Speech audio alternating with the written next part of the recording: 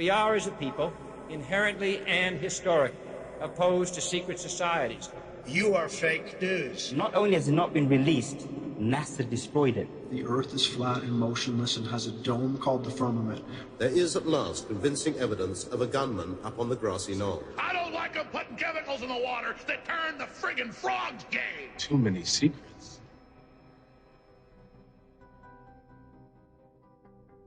Now, maybe it's a sign of the times, but there are a lot of conspiracy theories that are floating around out there, and the hockey world is not immune, apparently.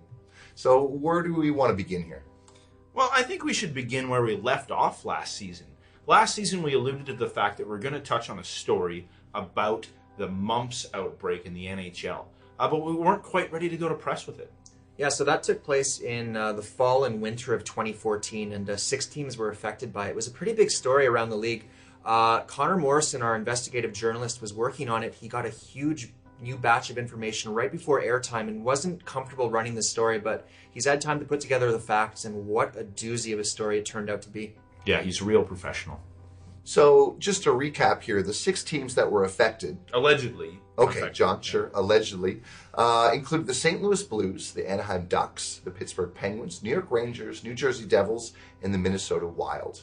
And it also affected some prominent players. Yeah, there were some pretty big names affected by this. Corey Perry, Ryan Suter, Travis Zajac, Patrick Elias, not to mention Derek Brassard. And perhaps the biggest of them all, Sidney Crosby. Do you remember that? Yeah, do you remember his face? His whole side of the face was swollen up like a baseball. Yeah. It looks like he took down a whole bag of Big League Chew to himself or something. It's kind of a haunting image. Yeah, it was freaky. But when our team did a little more digging, we found that this was a story that not a lot of people wanted to talk about and kind of neglected to report on at the time.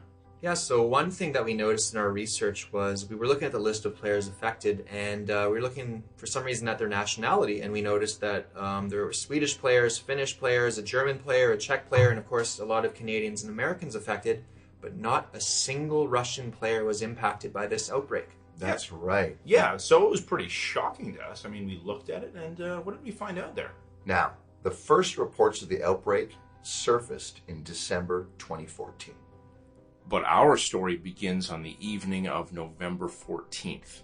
That was the birthday of former Anaheim Duck Tim Jackman. Now, our team heard from several sources that members of the Ducks gathered at an Orange County home for a catered party to celebrate his birthday. From all descriptions, it just seemed like a regular hockey player's mid-season birthday party. Good food, a few light cocktails, friends and girlfriends in attendance, nothing really out of the ordinary. But the one thing that stood out for some of the people in attendance was that for this party, a new catering company was used just as a one-off. And some of the players found that a little unusual. So we did a little digging, and we found that the catering company was called Coast Western Catering. And when we looked into them, well, that's when our story really got rolling. Well, yeah, they only were around for a few months. They only did 3 events. And the 3 events they did were all to NHL players in the 3 of the 6 cities affected by this outbreak. Yeah, New Jersey, Pittsburgh, and then in Orange County there. And we looked into this catering company, and it was very difficult to find anything, but there was one name that kept popping up, one Sarah Brown. Yeah, so we tried to track this Sarah Brown down. It turns out that her name was actually linked to that of this other person, or who we thought was another person, Tatiana. Actually, this was the same person who had gone under 3 different names with 3 different passports. Yeah, and it took a lot of tracking. Like, there was a lot of research, and then finally, when we got a hold of this person, she didn't really want much to do with us. And Connor had to do a lot of back and forth with her. But finally, she agreed to meet with him. And That's right. And Switzerland. That's right. Switzerland. She's now living in Switzerland. And, yeah, she had a lot to say. That's right. She did have a lot to say. Now, Sarah Brown... Or do you mean Tatiana? Okay. So yeah, Tatiana is her proper name. Yes, so Tatiana, her background is actually in biochemical engineering.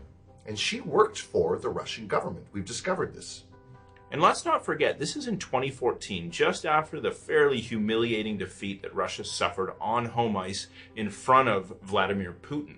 So Russia was really looking for an advantage in the upcoming Olympics in Korea. So now we fast forward to December 2014, and this was kind of the beta test for this new mumps supervirus that had been developed. The plan, of course, was to use it again in 2018, right before the Olympics, to take down the top athletes of some of the other hockey powers like Canada, the United States, Sweden, Finland, and so on. And Tatiana, when she actually saw the results of her work, was appalled, especially when she realized that this was a virus that had been specifically engineered to target non-Russian athletes.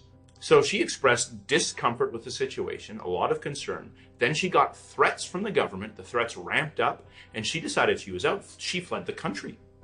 So then what ended up happening with the program? Well, the program was ultimately shelved. One of the main factors in that was that NHL players ended up not actually competing at the Olympics. That's right, unfortunately. I think even larger than that was the entire controversy surrounding the Russian Olympic team leading up to 2018. Doping allegations, documentaries made, high-level officials implicated. I mean, it was a very big story. So I don't think they were really willing to roll out anything quite as drastic as what they were field testing. So at the end of the day, I think with all the scrutiny that the Russians were under and just the lack of a need with NHL players not going, that the reward was greatly outweighed by the risk, and they just decided to shelve the entire program. Tatiana expressed a lot of concern about the fact that so many people in her circle knew about this story, but it really hadn't seen the light of day. That's right. People should be outraged. It's a cover-up, plain and simple. Yeah, I agree. And I wonder, if people are willing at higher levels from all over the place to actually cover this up, how deep does it go? Well, here's my question. What have they done to prepare for future attacks? This could happen again. Absolutely. It could happen at any time.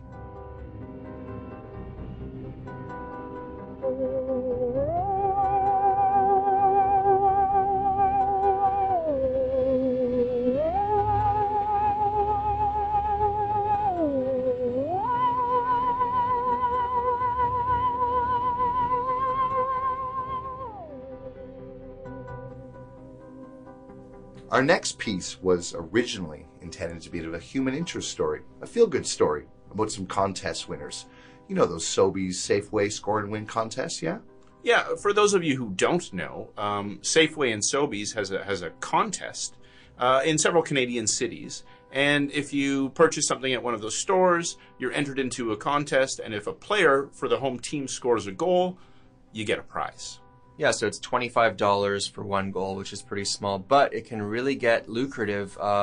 For 5 goals, you can win $1 million. And this actually happened not that long ago when Patrick Laine popped 5 goals in the game. So the goal was to track down some of these winners and see how their lives had changed.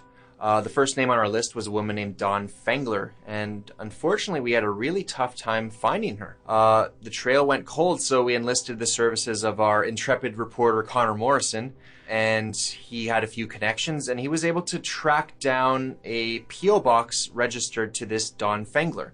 And this P.O. box was located in Buckhorn, Ontario.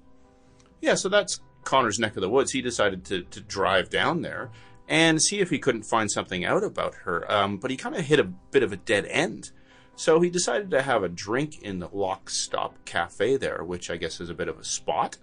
And he was approached by a man who slipped a piece of paper on his table. The piece of paper contained the names of 2 other women, one Barb Gilroy and a Patty McGowan. A quick internet search revealed that both of these women had actually won different contests. You know those ones at the intermission where you shoot a puck from the center ice line into a really small hole? Well, they were both past winners of these events. Yeah, but interestingly, they were not anywhere near Buckhorn, Ontario. One was in Carolina in 2012, and the other one was in Minnesota a couple years later in 2014. So the next logical step was to find these women and get some answers. He searched and, well, he did find a couple P.O. boxes. Guess where they were? Buckhorn, Ontario.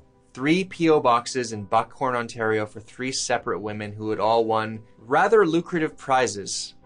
Coincidence?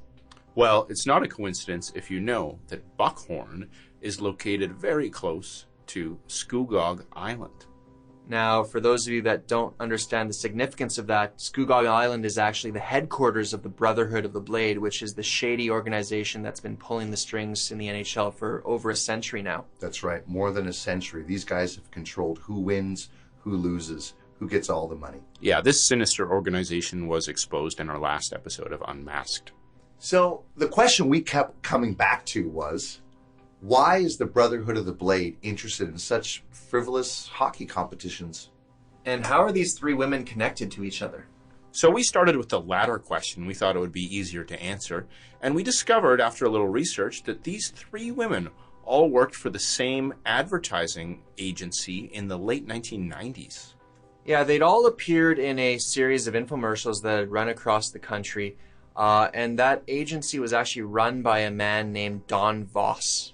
Now, why is Don Voss important here? Well, Don Voss is actually the brother-in-law of Deputy Commissioner Bill Daley, who is known as one of the most influential members of the Brotherhood of the Blade. Yeah, one of the Grand Wizards, I've heard. Yeah, he's right up there with Gretzky. So Don Voss is the chief financial officer of this advertising company. And we were able to find out that he has offshore bank accounts all over the place. Panama, Cayman Islands, Monaco, Malta. Yeah, so he's the money man, and this is how they're funneling money. So big corporate donors that don't want to be associated with this Brotherhood of the Blade, but want to get in on the action because it's a very lucrative racket they've got going. This is how they get money to where they want it to go. But how are they able to manipulate these intermission miracle shots? Yeah, I mean, on the surface of it, you would think this is like a really low percentage shot. How could you control this? And, well, John? Well, yeah, I mean, we found out that they've been using a lot of the money that they've accrued over the years to develop a remote control puck. And I think they've been testing it out in these intermission games. And who knows what they've been planning to use it for. Oh, I think the end game is going to be rigging games in a more sophisticated manner. They won't have to pay off referees anymore. That's right. They've been on it all along, and now they're just getting better and better at it. Yeah, it'll give a whole new dimension to the term puck luck. And hopefully, with a little luck, we can untangle this sordid web and expose the Brotherhood of the Blade for what they are. So stay tuned. We're going to keep digging.